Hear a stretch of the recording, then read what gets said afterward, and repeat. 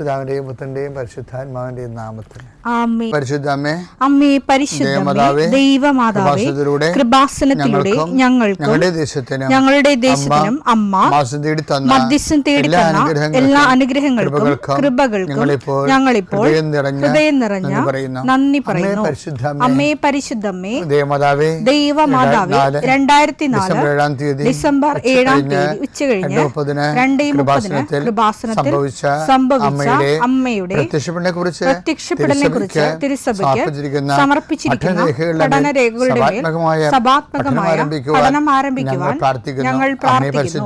അമ്മേ പരിശുദ്ധമേ, ഭൂസ്വർലോകങ്ങളുടെ രാജ്ഞിയായ അങ്ങേയ്ക്ക് ഭൗമസംരക്ഷണത്തിനായി പ്രപഞ്ചപ്രകൃതിയെ തന്നെ തിരുസഭ പ്രതിഷ്ഠിക്കുവാൻ ഈ പ്രത്യക്ഷീകരണം വഴി ഇടയാക്കണമേ. പരിശുദ്ധമേ, ജപമാല മാതാവേ, സകല കൃപാസനം പ്രാർത്ഥനയോടും ചേർത്ത് ഞങ്ങളിപ്പോൾ പ്രാർത്ഥിക്കുന്ന ഈ കുടുംബത്തിന്റെ പ്രത്യേക നിയോഗം പറ മക്കളെ.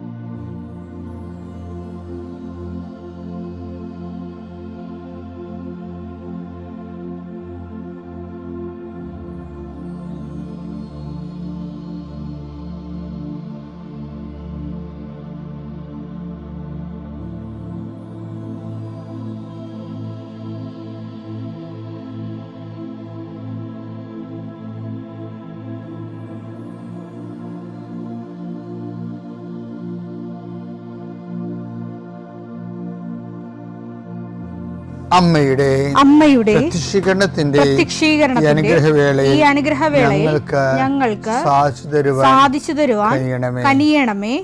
ആമേൻ. വിശ്വാസ പ്രമാണം. സർവശക്തനായ പിതാവും ആകാശത്തിന്റെയും ഭൂമിയുടെയും സൃഷ്ടാവുമായ ദൈവത്തിൽ ഞാൻ വിശ്വസിക്കുന്നു. അവിടുത്തെ ഏകപുത്രനും ഞങ്ങളുടെ കർത്താവുമായ ഈശോമിശിഹായിലും ഞാൻ വിശ്വസിക്കുന്നു.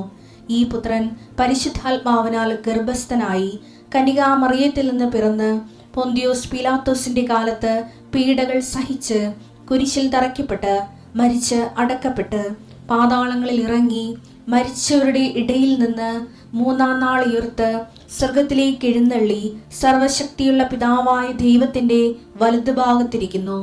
അവിടെ നിന്ന് ജീവിക്കുന്നവരെയും മരിച്ചവരെയും വിധിക്കുവാൻ വരുമെന്നും ഞാൻ വിശ്വസിക്കുന്നു. പരിശുദ്ധാത്മാവിലും ഞാൻ വിശ്വസിക്കുന്നു.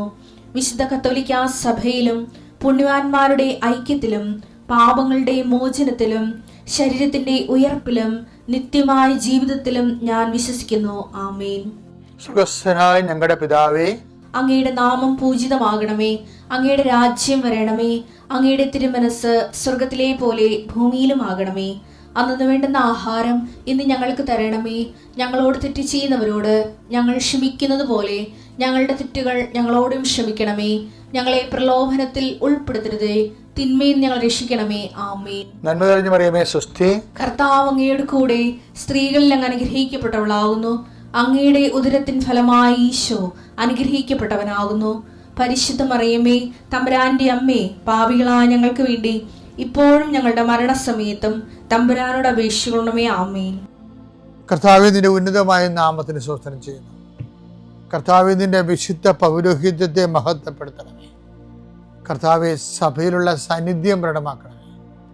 40 വർഷം ഞാൻ അർപ്പിച്ച കൃപാനയുടെ യോഗ്യതയാൽ കൃപാസ്ഥാനത്താറെ ജീവനോടെ പ്രത്യക്ഷപ്പെട്ട പരിശുദ്ധ അമ്മയുടെ മാധ്യസ്ഥത്തിലെ ഞാൻ മക്കളെ ആശീർവദിക്കുന്നു. ഈശോയെ, എവിടെയെങ്കിലും യാത്ര ചെയ്യുന്ന മുമ്പ് ഇതൊന്ന് കൂടിയിട്ട് പോണവരുണ്ട്. ഈശോയെ, അവർ മക്കളുടെ ഇന്നത്തെ മുഴുവൻ യാത്രകൾ ഞാൻ അങ്ങേക്ക് ഏൽപ്പിക്കുന്നു.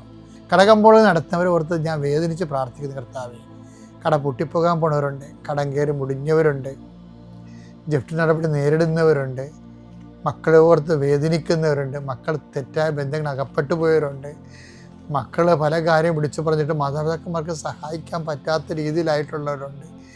എന്ത് ചെയ്യുന്നറിയാൻ പാടില്ല, നട്ടം ചെയ്യുന്നവരുണ്ട്, കേസകപ്പെട്ടവരുണ്ട്, പിരിഞ്ഞ് താമസിക്കുന്നവരുണ്ട്, ഐക്യപ്പെട്ട് ജീവിക്കാൻ ആഗ്രഹിക്കുന്നവരുണ്ട്. കർത്താവ്, അവരെല്ലാം എൻ്റെ കർത്താവിൻ്റെ ഉന്നതമായ നാമത്തിൽ സഭയുടെ അധികാരത്തിൽ കുരിശിൻ്റെ അടയാളത്തിൽ ദൈവശക്തിയായി ഞാൻ ആശീർവദിക്കുന്നു. കർത്താവെ, മക്കളില്ലാത്തവരുടെ സങ്കടം നീ കാണുന്ന കർത്താവെ. കർത്താവെ, പിരിഞ്ഞു താമസിക്കുന്നവരുടെ, ഒറ്റപ്പെട്ട് ജീവിക്കുന്നവരുടെയും കർത്താവെ, പലരെയും വിളിച്ചുകൊണ്ട് പോകേണ്ടി വരും കർത്താവെ. അവരെ വിളിച്ചുകൊണ്ട് പോകാൻ ഇടയാക്കണ ഈശോയെ. അവർ ജീവിത പങ്കാളി, അവരെ നിരാകരിച്ച ജീവിത പങ്കാളികൾക്ക് മനസ്സാന്തം ഉണ്ടായി അവരെ ഒന്ന് വിളിച്ചുകൊണ്ട് പോകാനോ ഫോൺ വിളിക്കാനോ കർത്താവെ ഇടയാക്കണമെന്ന് പ്രാർത്ഥിക്കുന്നു. ഈശോ, ഒന്നും അസാധ്യമില്ലാത്തവനെ, അങ്ങനെ ഒരു നിമിഷത്തെ അഭിഷേകം കിട്ടിയാൽ അങ്ങയുടെ മക്കളെല്ലാം ഐക്യപ്പെട്ട് സ്നേഹപ്പെട്ടുള്ള ഈശോയെ, ഏതെല്ലാം മേഖലകളിലാണ് നിങ്ങൾ വിഷമിക്കുന്നത്, ഏതെല്ലാം വ്യക്തികളെ ഓർത്താണ് നിങ്ങൾ സങ്കടപ്പെടുന്നത്, ഏതെല്ലാം വിഷയം ഓർത്താണ് നിങ്ങൾ സംഭ്രമിക്കപ്പെടുന്നത്, ഭയപ്പെടേണ്ട, ഞാൻ നിൻ്റെ കൂടെ ഉണ്ടാകുന്ന അളിച്ചത് കർത്താവ് ഈ കുരിശിൻ്റെ ശക്തിയാൽ, എൻ്റെ പൗരോഹിത്യത്തിൽ 40 വർഷത്തെ കർത്താവിൻ്റെ ശുശ്രൂഷയുടെ യോഗ്യതയാൽ, സർവോപരി കൃപാസ്ഥാനത്താരെ ജീവനുടെ പ്രത്യക്ഷയുടെ മാതാവിൻ്റെ മധ്യസ്ഥ നടന്ന ലക്ഷക്കണക്കിന് പ്രാർത്ഥനകളുടെ ശക്തിയാൽ, പിതാവിൻ്റെയും പുത്രൻ്റെയും പരിശുദ്ധനാമത്തിൽ നിങ്ങളുടെ ഇന്നത്തെ ദിവസത്തെ ഈശോ തലങ്ങും വിലങ്ങും ആശീർവദിക്കട്ടെ. എൻ്റെ പ്രിയപ്പെട്ടവരെ, ദൈവമായിട്ട് പോകുമ്പോൾ, ജീവിക്കുമ്പോൾ വളരെ വെടിപ്പും മെനയുമായിട്ട് പോയാൽ നമുക്ക് കൊള്ളാം. എന്താണ് കാര്യം അറിയാം? ഈ കണക്കപ്പള്ള ക്രിസ്ത്യാനി എന്ന് പറഞ്ഞൊരു വർഗമുണ്ട്, കണക്കപ്പള്ള ക്രിസ്ത്യാനി. അപ്പോൾ നിങ്ങളവർക്ക് ഈ കടയിലൊക്കെ കണക്കെടുക്കുന്ന പാർട്ടി അങ്ങനെയല്ല. ദൈവത്തോട് എല്ലാം അളന്നും തൂക്കി ചെയ്യുന്ന ആൾക്കാരാണ് കണക്കപ്പള്ള ക്രിസ്ത്യാനി. അപ്പം കണക്കപ്പള്ള ക്രിസ്ത്യാനിക്കുള്ള പ്രശ്നം, ഇപ്പം ഉദാഹരണത്തിന് ഇപ്പം നോൻപ് കാലമല്ലേ, കണക്കപ്പള്ള ക്രിസ്ത്യാനിയാണോ നിങ്ങളൊന്ന് നോക്കിയാൽ മതി. ഇപ്പം നോൻപ് കാലമല്ലേ, നോൻപ് കാലം കഴിഞ്ഞു, ഇപ്പം ഉയർപ്പ് കാലമാണ്. ഉയർപ്പ് കാലത്ത് ഇപ്പം നമ്മൾ ഈ നോൻപ് കാലത്ത് ചില ആൾക്കാർ പള്ളിയിൽ പോയിരുന്നല്ല, ചില ആൾക്കാരല്ല, എല്ലാവരും തന്നെ പോയി. അപ്പം ചിലർ പള്ളിക്കുരിശിൻ്റെ വഴി കൂടും അല്ലേ, പള്ളിക്കുരിശിൻ്റെ വഴി കൂടെ വെച്ച് വീട്ടിൽ തളർന്ന് വരും. അപ്പോൾ അവർ പറയും, ഇന്ന് കുടുംബ പ്രാർത്ഥന വേണ്ട, പള്ളിയിലെ കുരിശിൻ്റെ വഴി ഉണ്ടായിരുന്നല്ല, അത് മതി. കുടുംബ പ്രാർത്ഥന ചെല്ലാത്ത വില്ലന്മാരപ്പം ഉണ്ട്, 2 അപ്പനും മകനോട് ഇരിപ്പുണ്ടേ. തീരുമാനമെടുക്കണ ആരാണ്? അമ്മ. ഇന്ന് കുരിശിൻ്റെ വഴി വേണ്ട, ഇന്ന് കുടുംബ പ്രാർത്ഥന വേണ്ട, പള്ളി കുരിശിൻ്റെ വഴി ഉണ്ടായിരുന്നില്ല. അപ്പം ആരോടാണിത് പറയണത്? കർത്താവിൻ്റെ അടുത്ത് കണക്ക് പറയുന്നത്. ഞാൻ കണക്കപ്പുള്ള ക്രിസ്ത്യാനി. ഈ കണക്കപ്പുള്ള ക്രിസ്ത്യാനിക്ക് ഒരു കുഴപ്പമൊന്നുമില്ലേ? കണക്കപ്പുള്ള ക്രിസ്ത്യാനി ഒരിക്കലും ഇവൾക്ക് ഇവന് കർത്താവിനോടൊക്കെ ഒന്ന് ഗതി കിട്ടത്തില്ല. കാരണം നീ എന്തെങ്കിലും കാര്യം നിന്റെ മകളെ ഇംഗ്ലണ്ടിലെ അല്ലെ കാനഡയിലെ വിസ പുതുക്കണില്ലെന്നും പറഞ്ഞുകൊണ്ട് കർത്താവിൻ്റെ അടുത്ത് പറയും, കർത്താവേ വിസ പുതുക്കണില്ല കേട്ടാന്ന് പറയുമ്പോൾ കർത്താവ് എടുത്ത് നോക്കിയും കണക്കപ്പള്ളിയാണല്ല, അതാണ് നിന്റെ പേര് അവിടെ കണക്കപ്പള്ളിയെന്ന് എഴുതി വിട്ടിരിക്കണേ. നീ ദൈവത്തിന് കൊടുത്തതിൻ്റെ പിന്നിലെല്ലാം നീ കണക്ക് പറഞ്ഞിട്ടുണ്ട്. കണക്കപ്പുള്ള ക്രിസ്ത്യാനിക്കുള്ള കുഴപ്പമെന്ന് വെച്ച് കഴിഞ്ഞാൽ ഒരിക്കലും കർത്താവിനോട് ഒന്നും വാവിളിക്കാൻ പറ്റത്തില്ല. കാര്യം എന്താണ്? നിന്റെ പേരവിടെ കണക്കപ്പള്ളിയെന്ന് ചേർത്താതിരിക്കണേ. നീ എന്ത് ചെയ്താലും അതിൻ്റെ കണക്ക് പറയും. ഞാൻ 5 തിരി കത്തിച്ചില്ല, എന്നിട്ടും ഞാൻ വിചാരിച്ച കാര്യം നടന്നില്ല. അതാണ് സംഭവം. 5 തിരി കത്തിച്ചെന്നേ, എന്നിട്ട് വേറെ ഒത്തിരി കാര്യം നടന്ന്, അതായത് ഞാൻ വിചാരിച്ച കാര്യം നടന്നില്ലെന്ന്. ഇവള് വിചാരിച്ച കാര്യം നടക്കണം, ഉണ്ടാവട്ടെ എന്ന് പറയുമ്പോൾ ഉണ്ടാവണം. ഇതായത് ദൈവമാണ്. ഈ കണക്കപ്പുള്ള ക്രിസ്ത്യാനിക്ക് കുറേ തരം വികടത്തരങ്ങളുണ്ട് ശരിക്കും. അതുകൊണ്ട് കർത്താവ് പറയേ, അളക്കണ്ട, അളന്നാൽ കുഴപ്പമാ. എന്താ കാര്യം? ദൈവത്തിന് അളന്നാൽ നിങ്ങൾ അളക്കുന്ന അളവ് കൊണ്ട് തന്നെ, ലൂക്ക 6:38, നിങ്ങൾ അളക്കുന്ന അളവ് കൊണ്ട് തന്നെ അളന്ന് കിട്ടും. അതാണ് പക്ഷെ കണക്കപ്പുള്ള ക്രിസ്ത്യാനിക്ക് വരാൻ പോണ ഗതികേടതാണ്. ഇനിയെങ്കിലും ദൈവമായിട്ട് ഡീലിങ്സിനെ, ഏർപ്പാടിനെ, എൻ്റെ മക്കളെ നമ്മൾ ഒരു സ്ഥലത്ത് അങ്ങനെ ചെയ്തുകൊണ്ട് ചെയ്യാതിരിക്കരുത്. അതായത് കൊടുക്കുവൻ നിങ്ങൾക്ക് ലഭിക്കും, അമർത്തി കുലുക്കി നിറച്ച് അളന്ന് നിൻ്റെ മടിയിലോട്ട് ചെയ്യുന്നു എന്നല്ലേ. അപ്പം കൊടുക്കുന്ന ആൾക്കാരും അതുപോലെ നിങ്ങൾക്ക്. എന്നിട്ട് ഇവിടെ കരിസ്മാറ്റിക്കില്ല ബ്രദർമാരെന്നാണെന്ന് അറിയാമോ, കൊടുക്കുവിനെന്ന് വന്നിട്ട് ഉടനെ പറയും നിങ്ങൾക്ക് ലഭിക്കും എന്നുള്ളതിന് പ്രാധാന്യം കൊടുക്കും. ഇന്ന് ലഭിക്കുന്നതിന് പ്രാധാന്യം കൊടുത്ത് പറയും അമർത്തി കുലുക്കി നിറച്ച് അളന്ന്. പക്ഷേ എന്താ പ്രശ്നം? കൊടുക്കുക എന്ന് പറയുമ്പോൾ നിങ്ങൾക്ക് ലഭിക്കും. അപ്പം നിങ്ങൾക്ക് ലഭിക്കുന്ന പോലെ തന്നെ കൊടുക്കാനാണ് ഈ പറയണത്. എന്താണ്? അമർത്തി കുലുക്കി നിറച്ച് അളന്ന് കൊടുക്കുവേൻ, എന്നാൽ അതുപോലെ നിങ്ങൾക്ക് ലഭിക്കുമെന്നാണ് ഈ പറയണത്. ഇപ്പം മനസ്സിലായില്ലേ? അല്ല 10 കൊടുത്ത 17 കിട്ടുമെന്നല്ല, ഇതെന്ത് കോടതിയാണ്? നിങ്ങൾ അളക്കുന്ന അളവ് കൊണ്ട് നിങ്ങൾക്ക് അളന്ന് കിട്ടുമെന്ന് പറഞ്ഞതിൻ്റെ അർത്ഥം എന്താ? അതിൻ്റെ മുകളിൽ പറയുന്ന വാക്കാണിത്. എന്ത് 6:18 കൊടുക്കുവിൻ നിങ്ങൾക്കും കിട്ടും. മക്കളെ അതിൻ്റെ ആ സെന്റൻസിന്റെ സീക്വൻസ് നോക്കിയേ. കൊടുക്കുവിൻ നിങ്ങൾക്ക് ലഭിക്കും. അമർത്തി കുലുക്കി നിറച്ചളന്ന് അവർ നിങ്ങളുടെ മടിയിലിട്ട് തരും. അവൻ നിന്റെ മടിയിലിട്ട് തരും. നിങ്ങൾ അളക്കുന്ന അളവ് കൊണ്ട് തന്നെ നിങ്ങൾ അളക്കുന്ന അളവ് കൊണ്ട് തന്നെ നിങ്ങൾക്കും അളന്ന് കിട്ടും. അപ്പൊ അവിടെ എന്താ പ്രശ്നം? അതാണ് ആ ഒരു നോമാണത്. നിങ്ങൾ അളക്കുന്ന അളവുകോല് കൊണ്ട് തന്നെ നിങ്ങൾക്ക് വളർന്നു കിട്ടും. ഓർക്കല്ലേ? അപ്പോഴും മുകളിലത്തെ വചനം എന്താണ്? കൊടുക്കുവിൻ എന്ന് വെച്ചാൽ നിങ്ങൾക്ക് ലഭിക്കും. ലഭിക്കണത് എന്താണ്? അമർത്തി കുലുക്കി നിറച്ച് അളന്ന് നിന്റെ മടിലോട്ട് ചൊരിഞ്ഞു തരാൻ പറ്റുന്ന രീതിയിൽ നീയും കൊടുക്കുമ്പോൾ അമർത്തി കുലുക്കി നിറച്ച് അളന്ന് നിങ്ങൾ കൊടുക്കുവിൻ. അതാണ് നിങ്ങൾ അളക്കുന്ന അളവ് കൊണ്ട് നിങ്ങൾക്ക് അളന്ന് കിട്ടും. മനസ്സിലായില്ലേ? അതാ ട്വിസ്റ്റ് ചെയ്ത് കിടക്കുന്ന സംഭവം. അതുകൊണ്ട് പല ആൾക്കാരും അത് വീടിട്ടുണ്ട്. എന്താണ്? നമ്മൾ അല്പം കൊടുത്താൽ മതി, കർത്താവ് ഇങ്ങനെ കോരിച്ചൊരിഞ്ഞ് തരും. അതിലെ ഇത്തരം നാൾ പറഞ്ഞുകൊണ്ടിരുന്നത്. ഇപ്പം പരിശുദ്ധാത്മാവ് സത്യം പറയുക നിങ്ങളോട്. എന്താണ് പറയണത്? കൊടുക്കുവിൻ നിങ്ങൾക്ക് ലഭിക്കുന്ന മുകളിലാണ് ഈ വചനം കിടക്കണത്. നിങ്ങൾ എങ്ങനെ കൊടുക്കുന്നുവോ അതുപോലെ നിങ്ങൾക്ക് ലഭിക്കും. അത് കണക്കപ്പുറം ക്രിസ്ത്യാനി ഇനിയെങ്കിലും ദൈവത്തെ ദൈവമായി സ്നേഹിക്കാൻ നോക്കുക.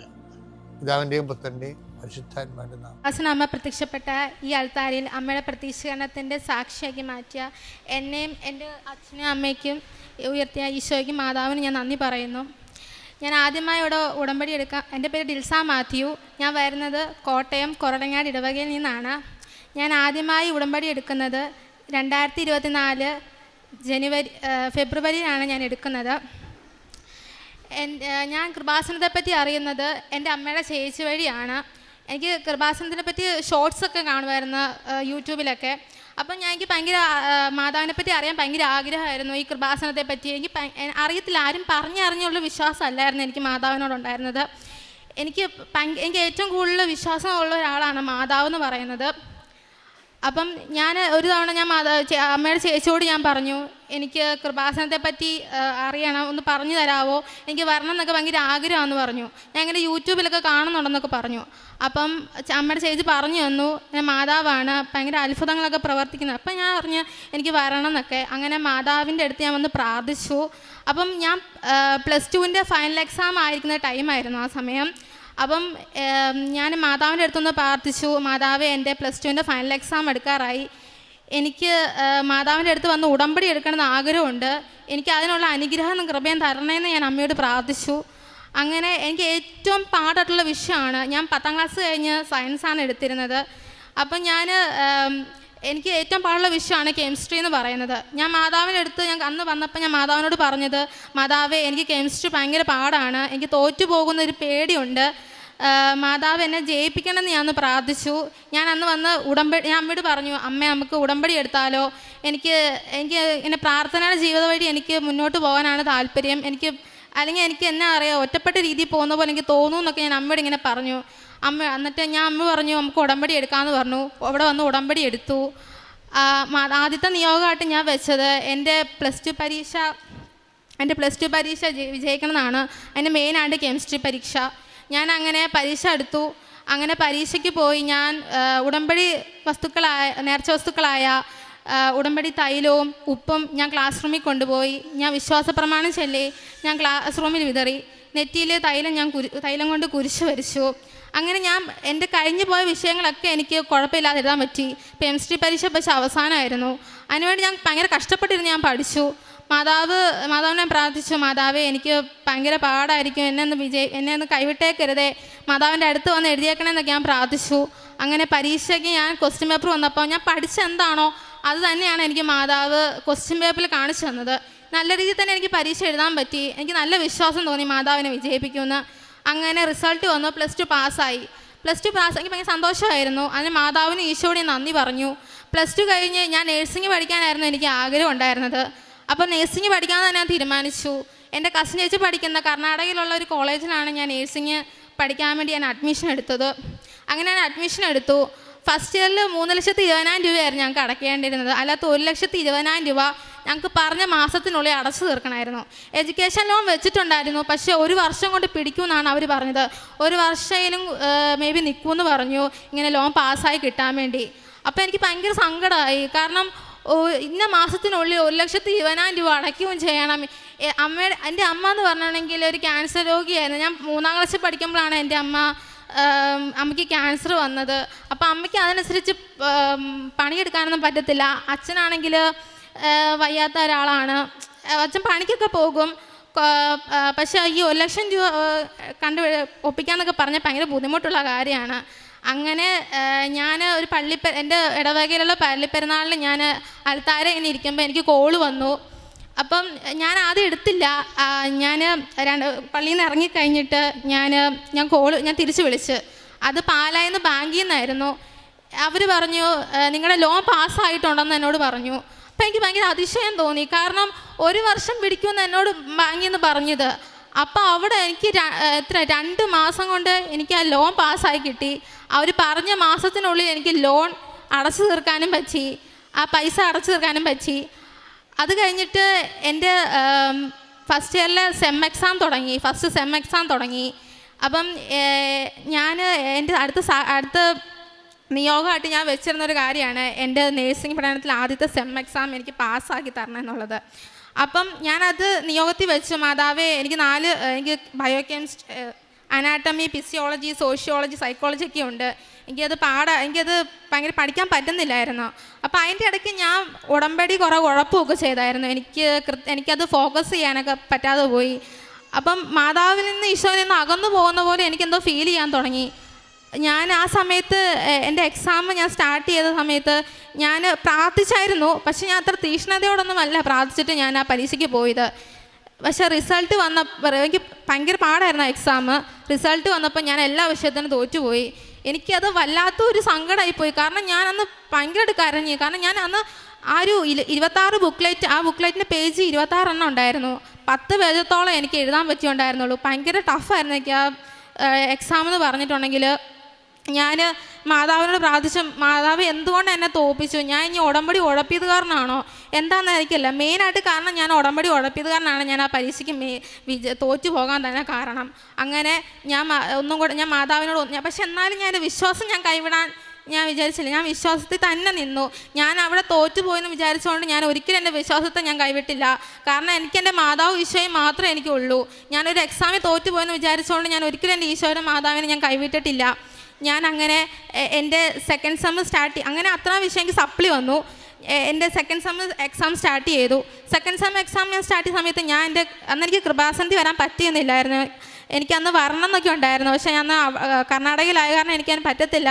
ലീവ് എടുത്ത് വരാമെന്നൊക്കെ വിചാരിച്ചിരുന്നായിരുന്നു. പക്ഷെ അവർ ലീവ് തരത്തില്ല. അപ്പം ഞാൻ അന്ന് മാതാവിനെ പ്രാർത്ഥിച്ചു.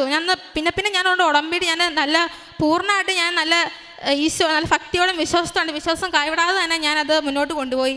അങ്ങനെ എൻ്റെ സെക്കൻഡ് സെം എക്സാം ഞാൻ മാതാവിൻ്റെ കാശുരൂപവും ഉപ്പും തൈലവും ഞാൻ വിശ്വാസപ്രമാണം ചൊല്ലി പുരട്ടി. എനിക്കറിയാവുന്ന വചനങ്ങൾ ഞാൻ എൻ്റെ യോഗ്യതയിലല്ല അങ്ങയുടെ കൃപയാൽ എനിക്ക് വിജയം നൽകണമെന്ന് പ്രാർത്ഥിച്ചായിരുന്നു ഞാൻ സെക്കൻഡ് സെം എക്സാം ഞാൻ സ്റ്റാർട്ട് ചെയ്യാൻ പോയത്. ബയോകെമിസ്ട്രിയും ന്യൂട്രീഷനുമായിരുന്നു ഫസ്റ്റ് ഉണ്ടായിരുന്നത്. എനിക്ക് ഒട്ടും അറിയുന്ന സംഭവമാണ് ഈ ബയോകെമിസ്ട്രി എന്ന് പറയുന്നത്. കെമിസ്ട്രി ഓൾറെഡി തന്നെ എനിക്ക് ഭയങ്കര പാടായിട്ടുള്ള വിഷയമായിരുന്നു. അങ്ങനെ 26 ബുക്ക്ലെറ്റിൽ അതിൽ എനിക്ക് 10 പേജോളം എനിക്ക് ബയോകെമിസ്ട്രി എഴുതാൻ പറ്റുള്ളൂ. അവിടെ കൊണ്ട് എനിക്ക് ടെൻഷൻ കൂടി, ഇനി വല്ലതും ബയോകെമിസ്ട്രി മൂലം ഞാൻ തോറ്റു പോകുമെന്ന്. അങ്ങനെ ന്യൂട്രീഷൻ എനിക്ക് കുഴപ്പമില്ലായിരുന്നു. അങ്ങനെ അടുത്ത നേഴ്സിംഗ് ഫൗണ്ടേഷനുള്ള എക്സാം.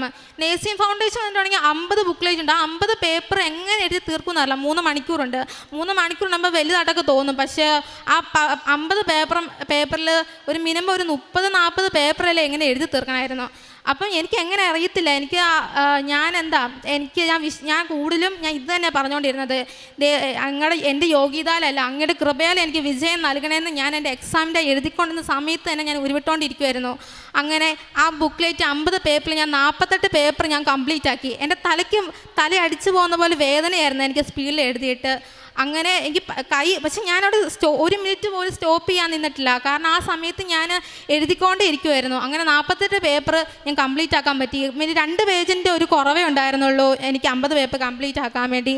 അങ്ങനെ എൻ്റെ റിസൾട്ട് വന്നപ്പം എനിക്ക് നല്ല മാർക്കോടെ തന്നെ ഞാൻ പാസ്സായി. എനിക്ക് പോയ വിഷയം ഞാൻ സപ്ലി എഴുതിയെടുത്തായിരുന്നു. സപ്ലിക്ക് ഞാൻ അത്ര വിഷയം പോയി. മാതാവിനോട് ഈശോയോട് ഞാനന്ന് പറഞ്ഞായിരുന്നു, ഇതുപോലെ തന്നെയാണ് ഞാൻ സപ്ലിക്കും ഞാൻ എൻ്റെ യോഗ്യത അല്ല, അങ്ങനെ കൃപ എനിക്ക് വിജയം നൽകണമെന്ന്. അത് അതും ആ സമയത്തും എനിക്ക് നല്ല എക്സാം എഴുതാൻ പറ്റി. അതിൻ്റെ റിസൾട്ട് വന്നു. സപ്ലിയുടെയും ഈ സെക്കൻഡ് സെമ്മിൻ്റെ റിസൾട്ട് ഒരുമിച്ചാണ് വന്നത്. അങ്ങനെ സപ്ലിക്ക് എനിക്ക് ഫസ്റ്റ് ക്ലാസ്, അത് ഫുൾ മാർക്ക് ഫസ്റ്റ് ക്ലാസ്സോടെ തന്നെ ഞാൻ അതിനും പാസ്സായി. അതിന് ഈശോയ്ക്ക് മാതാവിന് ഞാൻ നന്ദി പറയുന്നു. പിന്നെ അവിടെ എൻ്റെ സത്യം പറഞ്ഞാൽ ആ എക്സാമിൻ്റെ സമയത്ത് എൻ്റെ മാതാവ് എൻ്റെ അടുത്തിരിക്കുന്ന പോലെ എനിക്ക് ഫീൽ ചെയ്തു. കാരണം എനിക്ക് ആരോ പറഞ്ഞു തരുന്ന പോലെ. അത് പറഞ്ഞ ആർക്കും മനസ്സിലാകത്തില്ല, കാരണം അത് അനുഭവിച്ചാലേ അത് മനസ്സിലാകത്തുള്ളൂ. മാതാവിൻ്റെ ഈശോയുടെ ഒരു സാന്നിധ്യം, മാതാവിൻ്റെ ഈശോയ്ക്കുള്ള സാന്നിധ്യം എന്നിലൂടെ വന്നിട്ടുള്ളതെന്ന് എനിക്ക് പൂർണ്ണമായിട്ട് എനിക്ക് വിശ്വാസമുള്ളൊരു കാര്യമാണ്. പിന്നെ അടുത്തതായിട്ട് ഞാൻ വെച്ചത് എനിക്കൊരു ഭവനം. 10 വർഷത്തോളമായി പഞ്ചായത്തിൽ എൻ്റെ അപ്പനും അമ്മയും എൻ്റെ വല്യമ്മച്ചയൊക്കെ കയറി ഇറങ്ങി നടക്കുന്നു. ഒരു ഭവനം ഇല്ല. കാരണം ഞങ്ങൾ തറവാട്ടിലായിരുന്നു താമസിച്ചുകൊണ്ടിരുന്നത്. അപ്പം ഞങ്ങളുടെ നിന്ന് ലോൺ എടുത്ത് വീട് വെക്കാനൊന്നും പറ്റുന്ന കാര്യമൊന്നുമില്ല. ആധാരം പണയം വെക്കാനൊന്നും പറ്റത്തൊന്നുമില്ല. അപ്പം അങ്ങനെ സർക്കാരിൽ നിന്ന് കുറേ തവണ ഞങ്ങൾ അപേക്ഷ വെക്കുകയും തള്ളി കളയുകയും ചെയ്തിട്ടുള്ളൂ. എന്തുകൊണ്ടായിരുന്നു അറിയത്തില്ലായിരുന്നു. അങ്ങനെ ഞാൻ മാതാവിനോട് എപ്പോഴും കരഞ്ഞ് പ്രാർത്ഥിക്കുമായിരുന്നു, മാതാവ് എന്തുകൊണ്ട് എത്രയോ പേർക്ക് വീട് കൊടുക്കുന്നു, സാക്ഷ്യത്തിൽ എത്രയോ പേർക്ക് ഇങ്ങനെ പറയുന്നു വീട് ലഭിക്കുന്നുണ്ട്, അവർക്ക് വീട് മാതാവ് വെച്ച് കൊടുത്തു തന്നൊക്കെ. അപ്പോൾ എനിക്കും വീട് തന്ന എന്നാതെന്നൊക്കെ ഞാൻ എപ്പോഴും മാതാവിനോട് കരഞ്ഞ് പ്രാർത്ഥിക്കാറുണ്ട്. ഞാൻ ഉടമ്പടി എടുത്ത് എന്നാണോ ഞാൻ അന്ന് യോത്തി വെച്ചത്, ഞാൻ അന്ന് കർണാടകയിലായിരുന്നു. ഞാൻ എൻ്റെ അമ്മേനെ ഫോൺ വിളിച്ച് പറഞ്ഞു, അമ്മേ മോളെ നമുക്ക് വീടിന് അപേക്ഷ അവർ സ്വീകരിച്ചു. അപ്പം എനിക്ക് ഭയങ്കര സങ്കടമായി. പക്ഷേ എനിക്ക് അറിയാൻ പാടില്ല, ഞാൻ അന്ന് ഈശോയോടും മാതാവിനും മുട്ടുകുത്തിയാണ് ഞാൻ നന്ദി പറഞ്ഞത്. 6 മാസത്തിനുള്ളിൽ ഞങ്ങളുടെ വീട് പണിയും പൂർത്തിയാക്കാൻ പറ്റി. അതുപോലെ കയർത്താമസം നല്ല പാലുകാച്ച നിലയത്തിൽ തന്നെ ഭംഗിയാക്കി മാതാവ് ഈശോയെ നന്ന് അനുഗ്രഹിച്ചു. പിന്നെ ഇത്ര അനുഗ്രഹങ്ങളാണ് മാതാവ് ഈശോ എനിക്ക് തന്ന് അനുഗ്രഹിച്ചത്. പിന്നെ ഞാൻ കാരുണ്യപ്രവൃത്തിയായിട്ട് ഞാൻ ചെയ്തതെന്ന് വെച്ചിട്ടുണ്ടെങ്കിൽ, ഞാനാണ് ഈ പത്രങ്ങളൊക്കെ ഇവിടുന്ന് കൃപാസനത്തിൽ നിന്ന് കിട്ടുന്ന പത്രങ്ങളൊക്കെ ഞാൻ കൊണ്ടുപോയി ഇവിടുന്ന് വൈക്കത്തെത്തിയാൽ തന്നെ ഞാൻ വഴിയരികെ ഇരിക്കുന്ന എല്ലാവർക്കും തന്നെ ഞാൻ കൊണ്ട് കൊടുക്കും. ഞാൻ പ്രാർത്ഥിച്ചാൽ കൊടുക്കത്തുള്ളൂ, ഒരിക്കലും ചുമ്മാ ഞാൻ പത്രം കൊടുക്കത്തില്ല. ഞാൻ ഈശോയുടെ മാതാവിനെ പറ്റി ഞാൻ പറഞ്ഞാണ് കൊടുക്കത്തുള്ളൂ. അവർ കുറേ പേര് നിരസിച്ചിട്ടുണ്ട് എൻ്റെ പത്രം കൊടുത്തപ്പം. എനിക്കത് ഭയങ്കര സങ്കടമായി. കാരണം ഞാനൊന്ന് കരഞ്ഞ് ഒന്ന് പത്രം നിരസിച്ച കാരണം കാരണം അവർ നിരസിച്ചാലും അവരോട് പൊറുക്കണേ ഈശോയെന്നെ പറഞ്ഞ് ഞാൻ പ്രാർത്ഥിച്ചു കൊടുക്കും, വിശ്വാസ പ്രമാണം ചൊല്ലി കൊടുക്കും. അവർക്ക് ഈശോയിലേക്ക് അറിയാൻ വേണ്ടി ഞാൻ എനിക്ക് ഈശോയെ പറ്റി മാതാവിനെ പറ്റി എന്തൊക്കെ എനിക്ക് അറിയാമെന്നോ അതൊക്കെ ഞാൻ അവരോട് പറഞ്ഞു. അവരുടെ ഉള്ളിലേക്കൊരു വിശ്വാസം എനിക്ക് എത്തിക്കണം, അങ്ങനെ ഒരു ചിന്ത എനിക്കുണ്ടായിരുന്നുള്ളൂ. അതുപോലെ തന്നെ എൻ്റെ കോളേജിലെ എല്ലാ മാംസിനും കന്നഡക്കാരാ. അവരോട് വരെ ഞാനത് അവർക്ക് തമിഴ് അറിയാം, മലയാളവും അറിയാം, കുഴപ്പമില്ല. മലയാളം കുറച്ചറിയാം, കൂടുതലും അവർ കന്നഡക്കാരായ കാരണം അവർക്ക് തമിഴ് കുറച്ച് പിടുത്തമുള്ളൂ. എന്നാലും തമിഴും കന്നഡ അവർക്ക് അറിയത്തുള്ളൂ. അപ്പം ഞാൻ അവരോട് തമിഴിലാണ് ഞാൻ പറഞ്ഞു കൊടുത്തത് കൃപാസനത്തെ പറ്റി. അവർ മുസ്ലിംസ് അല്ലായിരുന്നു തന്നെ. അപ്പം അവർ മാതാവിനെ പറ്റി ഞാൻ മാതാവിൻ്റെ പത്രം ഇല്ലായിരുന്നു എൻ്റെ കയ്യിൽ. അപ്പം തമിഴിലുണ്ടായിരുന്നെങ്കിൽ ഞാൻ ആ പത്രം അവർക്ക് കൈമാറിയേനെ. പക്ഷെ ഞാനത് എക്സ്പ്ലെയിൻ ചെയ്ത് കൊടുത്തു മാതാവിനെ പറ്റി, മാതാവിന് തന്ന അനുഗ്രഹം, എനിക്ക് കിട്ടിയ എൻ്റെ ജീവിതാനുഭവങ്ങളൊക്കെ ഞാൻ അവരോട് എന്നെ പഠിപ്പിക്കുന്ന മാംസിനോട് ഞാൻ തമിഴിലാണ് പറഞ്ഞു കൊടുത്തത്. അപ്പോൾ അവർക്കത് ഭയങ്കര എൻ്റെ മാതാവിനെ പറ്റി ഞാൻ ഫോട്ടോ കാണിച്ചു കൊടുത്തു. അവർക്ക് ഭയങ്കര എന്നാന്ന് അറിയത്തില്ല, അവർക്ക് മാതാവിനെ പറ്റി ഞാൻ ക്ലാസ്സിൽ എപ്പോൾ വന്നാലും എന്നോട് ഡീൽസ് നീ മാതാവിനെ പറ്റി ഒന്ന് പറഞ്ഞു തരാമോ. അവർക്ക് എനിക്ക് ഭയങ്കര സന്തോഷമായി. കാരണം അവരെന്ന് പറഞ്ഞാൽ അവർ മുസ്ലിംസാണ്, അപ്പം ഹിന്ദുക്കളും ഉണ്ട്, അപ്പോൾ ഒരു അന്യ ഭാഷക്കാരാണ്. അപ്പോൾ അവരിങ്ങനെ ചോദിക്കുമ്പം എനിക്ക് ഭയങ്കര സന്തോഷമായിരുന്നു. എനിക്ക് ഭയങ്കര സന്തോഷത്തോടെ ഞാൻ മാതാവിനെ പറ്റി പറഞ്ഞു കൊടുത്തത്. പിന്നെ അങ്ങനെ ഞാൻ പ്രേക്ഷിത പ്രവർത്തനമൊക്കെ ചെയ്തു. പിന്നെ ഞങ്ങളുടെ കോട്ടയംപള്ളി ഞാൻ പോകുമ്പം അവിടെ വഴിയരികെ ഇരിക്കുന്ന അപ്പച്ചന്മാരൊക്കെ ഉണ്ട്. അവർക്ക് എൻ്റെ വീട്ടിൽ ഞാൻ എപ്പോൾ ലീവിന് നാട്ടിൽ വന്നാലും ഞാൻ എപ്പോൾ ഒരു 8 പൊതിയായാലും ഞാൻ പൊതിച്ചോറ് ഞാൻ അവർക്ക് കൊണ്ട് കൊടുക്കും. കാരണം എനിക്ക് എപ്പോൾ ലീവിന് വന്നാലും എനിക്കത് കൊടുത്തേ മതിയാവുള്ളൂ. അത് ഞാൻ ഞാൻ ചൊവ്വാഴ്ച ദിവസങ്ങളിൽ മാത്രം ഞാൻ അവിടെ പോയി കൊടുക്കാറുള്ളൂ. എൻ്റെ കയ്യിൽ 10 രൂപ ഉണ്ടെങ്കിൽ പോലും ഞാൻ കൊടുക്കാതിരിക്കില്ല. അവർക്ക് ഭയങ്കര സന്തോഷം. കാരണം എന്നെ പ്രതീക്ഷ അവരിയ്ക്കും. കാരണം ഞാൻ എന്നോട് പറയും, ഇനി വരുമ്പോൾ നീ പൊതിച്ചോറ് നീ കൂടുതൽ കൊണ്ടുവരണമൊക്കെ പറഞ്ഞ് വരും. അപ്പം എനിക്ക് ഭയങ്കര സന്തോഷമാണ്. എൻ്റെ വെള്ളക്കുപ്പി ഉണ്ട്, ഞാൻ വെള്ളം മേടിച്ചുകൊണ്ട് വന്ന് കൊടുക്കും. കാരണം എൻ്റെ മുമ്പിൽ ആരെങ്കിലും ഞാൻ എപ്പോൾ പോയാലും മുന്നിൽ കഴിഞ്ഞിട്ടുണ്ടെങ്കിൽ 10 രൂപയിലും ഞാൻ കൊടുക്കാതിരിക്കത്തില്ല. കാരണം എനിക്ക് കൊടുത്തില്ലെങ്കിൽ അത് ഭയങ്കര സങ്കടമായിട്ട് തോന്നും. പിന്നെ എൻ്റെ സ്വപ്നത്തിൽ എപ്പോഴും മാതാവ് വരുമായിരുന്നു. കൃപാസന മാതാവ് എന്നോട് പറഞ്ഞു, നീ ഒരിക്കലും നീ പ്രാർത്ഥന കൈവിടരുത്. എൻ്റെ സ്വപ്നം എപ്പോഴും ഞാൻ വിചാരിക്കും, എല്ലാവരും സാക്ഷ്യം പറയുമ്പം സ്വപ്നത്തിൽ മാതാവ് വന്നിട്ടുണ്ടെന്നൊക്കെ എന്നെ പറയുമ്പം എൻ്റെ സ്വപ്നത്തിൽ ഒരു തവണയെങ്കിലും മാതാവ് വരണേന്ന് ഞാൻ എപ്പോഴും പ്രാർത്ഥിക്കുമായിരുന്നു. അപ്പം എൻ്റെ സ്വപ്നത്തിൽ അതൊരു എന്നാ പറഞ്ഞാൽ ഒരു വയലാണ്. അവിടെ ഒരു മടവിലിൻ്റെ അടുത്ത് ഇങ്ങനെ മാതാവ് വന്നിങ്ങനെ നിന്നിട്ട്, മേഘത്തിൻ്റെ അടുത്ത് വന്ന് നിന്നിട്ട് നിൻ്റെ പേരിങ്ങനെ വിളിച്ചു പറഞ്ഞിട്ട്, നീ ഒരിക്കലും നിൻ്റെ പ്രാർത്ഥന നീ കൈവിട, നീ പ്രത്യക്ഷീകരണത്തിൻ്റെ പ്രാർത്ഥന നീ ചൊല്ലാതിരിക്കില്ല, മുടക്കരുതെന്ന് എൻ്റെ സ്വപ്നത്തിൽ വന്ന് പറഞ്ഞപ്പോൾ എനിക്ക് അറിയത്തില്ല. ഞാൻ സ്വപ്നമാണ് കണ്ടെന്ന് പറഞ്ഞപ്പോൾ എനിക്ക് സങ്കടം വന്നു. കാരണം അമ്മ സ്വപ്നത്തിലായാലും എനിക്ക് നേരിട്ട് അമ്മ എന്നെ വരത്തില്ല, അമ്മ സ്വപ്നത്തിൽ മാത്രമേ വന്നുള്ളൂ. എനിക്ക് സ്വപ്നത്തിലും വന്നല്ലോ എന്ന് വിചാരിച്ചാൽ അതിനും എനിക്ക് സന്തോഷം തോന്നി. എന്നാലും അമ്മ ഒരു തവണയെങ്കിലും എന്നടുത്ത് നേരിട്ട് വന്ന് പ്രത്യക്ഷപ്പെടും, എനിക്ക് അങ്ങനെ ഒരു ആഗ്രഹമൊക്കെ ഉണ്ട്. പക്ഷേ എന്തെങ്കിലും മാതാവ് എൻ്റെ അടുത്ത് അങ്ങനെ ഒരു പ്രത്യക്ഷപ്പെടുന്നൊരു പ്രതീക്ഷ എനിക്കുണ്ട്. പത്രം ഞാൻ എല്ലായിടത്തും പൊതുവേദികളിലൊക്കെ ഞാൻ വിതരണം ചെയ്യും. ഞാൻ എല്ലാവരോടും പറഞ്ഞാണ് ഞാൻ വിതരണം ചെയ്യത്തുള്ളൂ. ആത്മീയ ജീവിതത്തിലൂടെ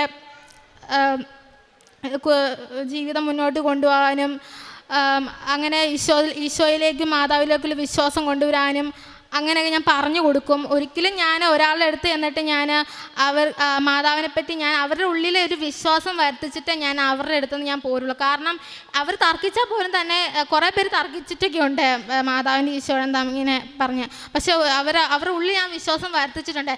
എൻ്റെ ജീവിതാനുഭവം തന്നെയാണ് ആ ഒരു തെളിവെന്ന് പറയുന്നത് തന്നെ. കാരണം എൻ്റെ എക്സാം തന്നെ എനിക്കൊരു എന്താ പറയുന്ന ഒരു ഉദാഹരണമായിട്ടാണ് ഞാൻ അവിടെ കാണപ്പെടുന്നത്.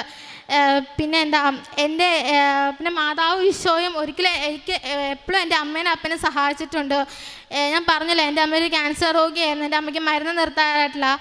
പക്ഷേ എൻ്റെ അമ്മേനും അപ്പനും അമ്മയ്ക്ക് നല്ല അവർക്ക് എന്നാ ഒരു ശരീരത്തിലൊരു വേദന വരുമ്പോൾ ആ ഉടമ്പടി തൈലം ഉപ്പും ഞാൻ പ്രാർത്ഥിച്ച് ഇവർ ഉള്ളിൽ കൊടുക്കുമ്പോൾ അവർക്ക് നല്ലൊരു അവർക്കൊരു ഉറക്കം ലഭിക്കും. എൻ്റെ അമ്മയ്ക്ക് എനിക്ക് പല രാത്രികളിൽ ഞാൻ എപ്പോൾ വന്നാലും എൻ്റെ അമ്മയ്ക്ക് ഉറക്കം ലഭിക്കാറില്ല.